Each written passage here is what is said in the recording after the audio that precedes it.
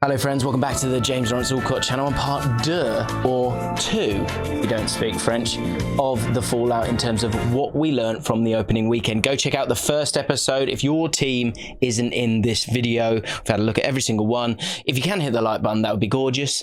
Let's go 4,000 likes. That's what we did in the last one. 4,000 for this as well. And also, just a quick thank you for all the love for the shirt. It was a risk. Yes, I've opened up another button. It's hot in here, and I'm pleased that it's worked out. Thank you again so much.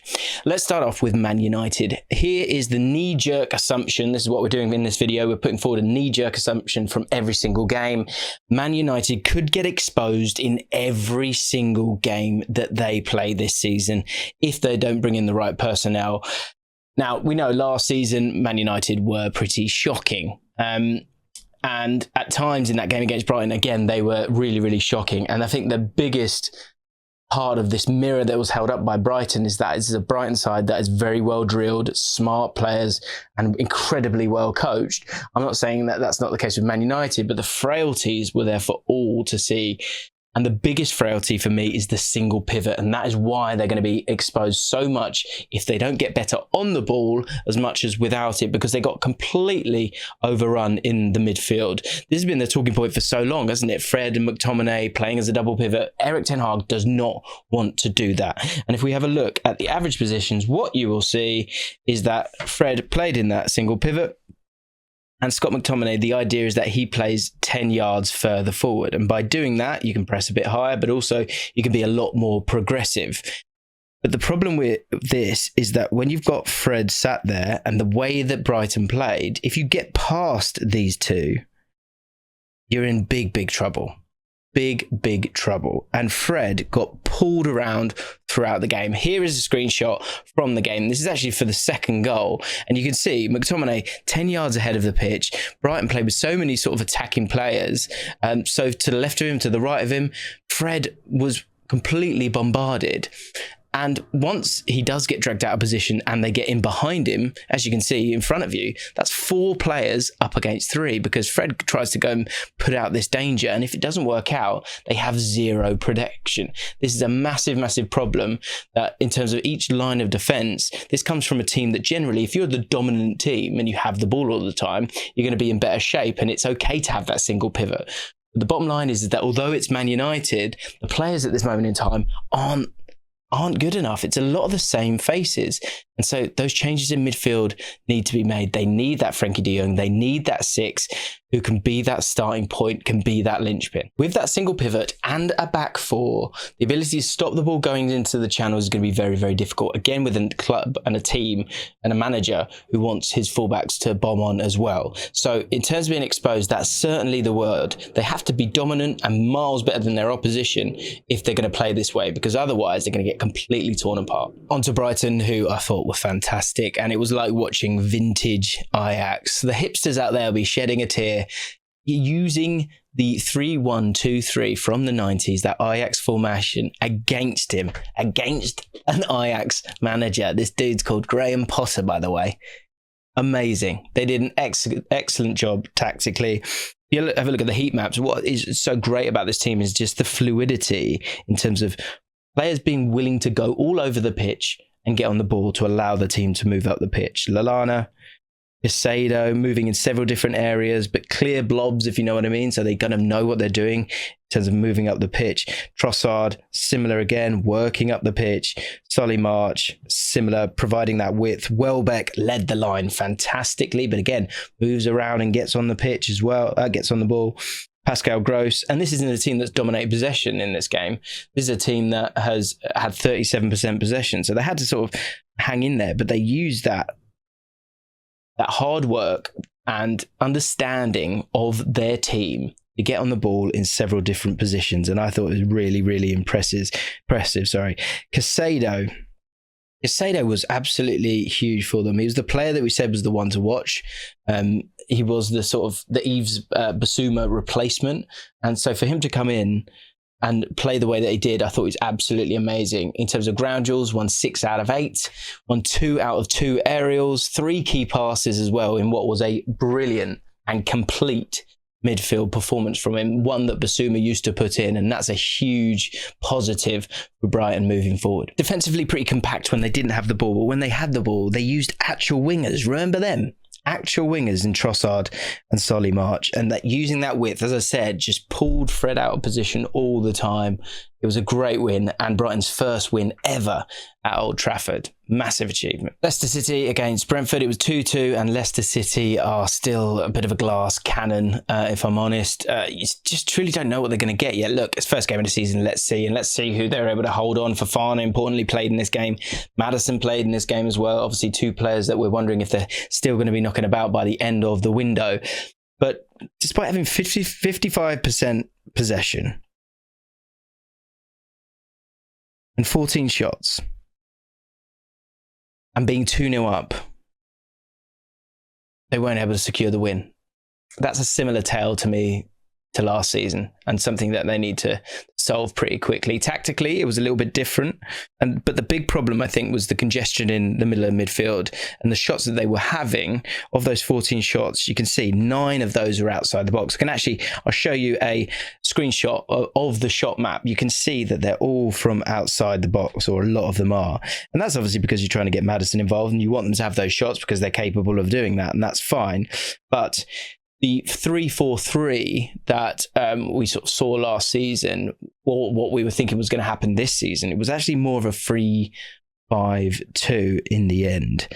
And as I say, that midfield area was just a little bit congested, and with those wingers who are actually wing backs trying to get on, and obviously they have got the stamina, but not truly kind of being right up there at times, that made them not as fluent as they would probably want to be. But I don't think that will always be the case. I think they'll have players that play a little bit higher up, like Harvey Barnes. Leicester only had an XG of 0.63, which isn't great, especially when you've had 14 shots. Brentford only created 0.76.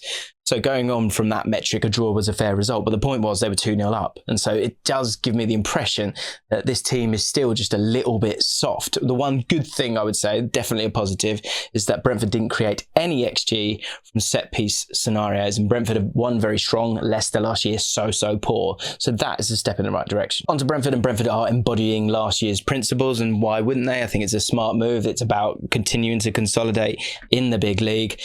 I know I'm a broken record, but the continued concern, and yes, maybe this changes. First of all, if Josh Silva can keep himself fit and keep playing, because he came on and changed the game.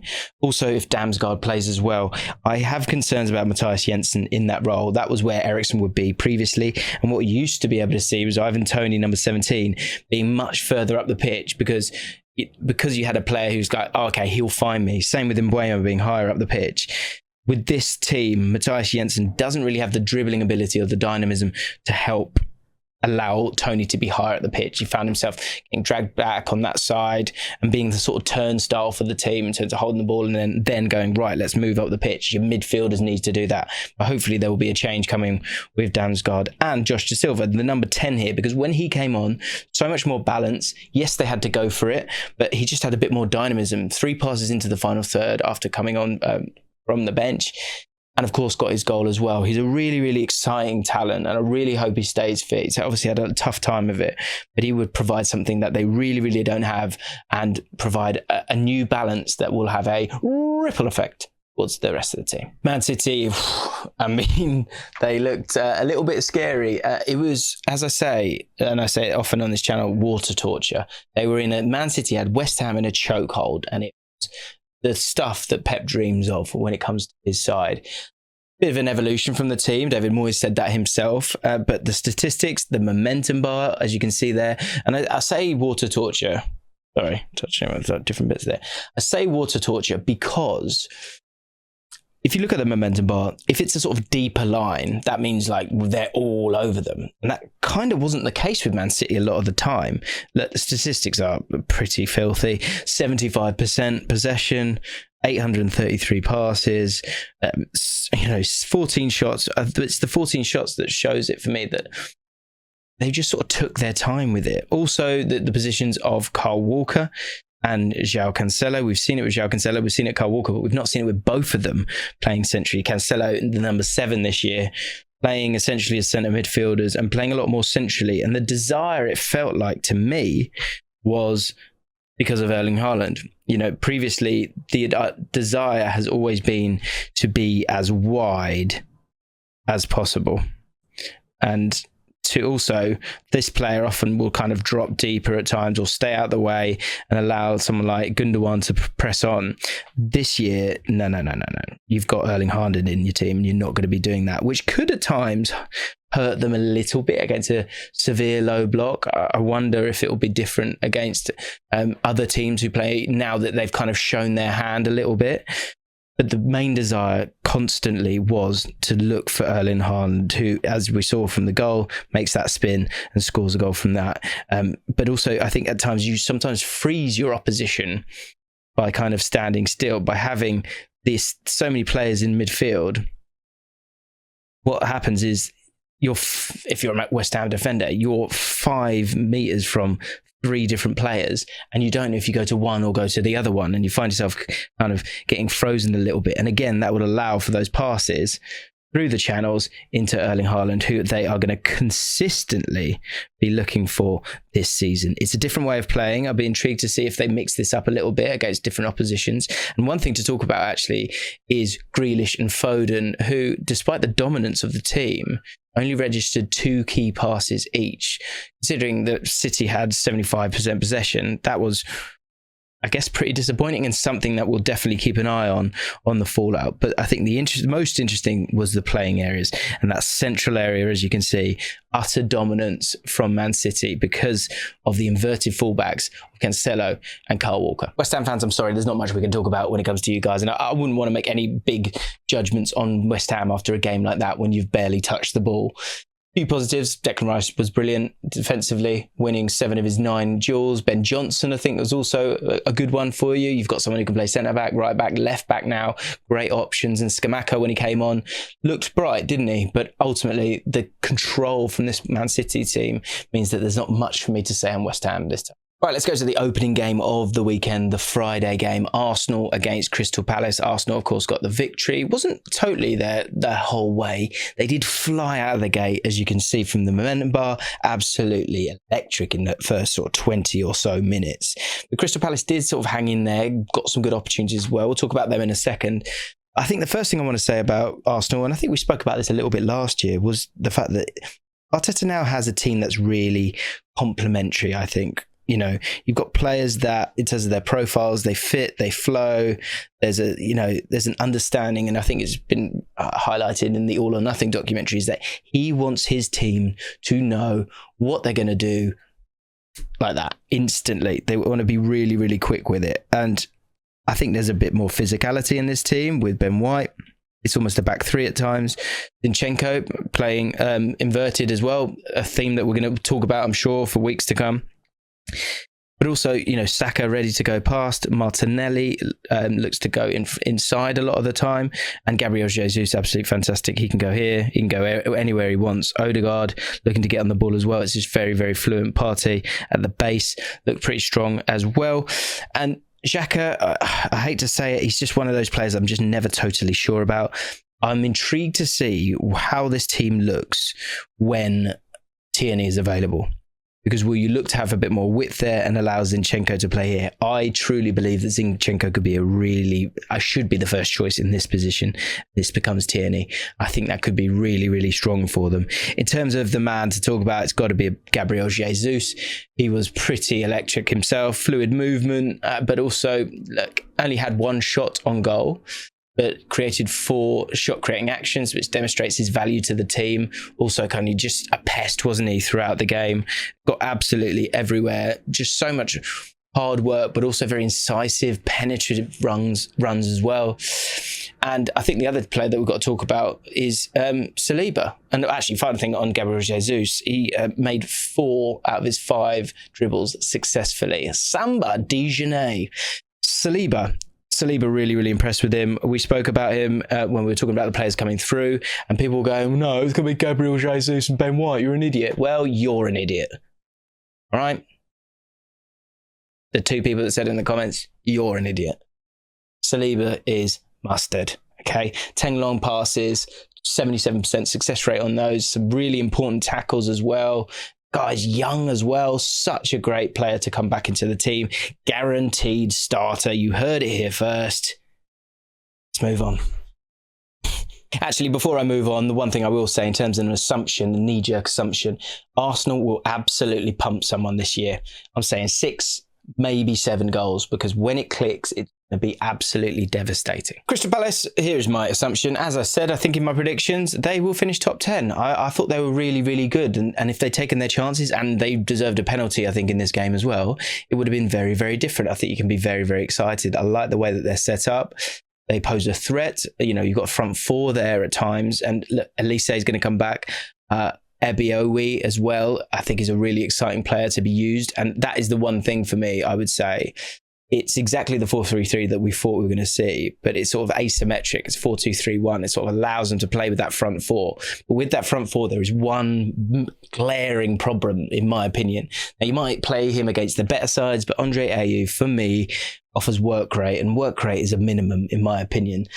And you don't want to really be starting him. But imagine Elise in that side, and all of a sudden, it's tantalising.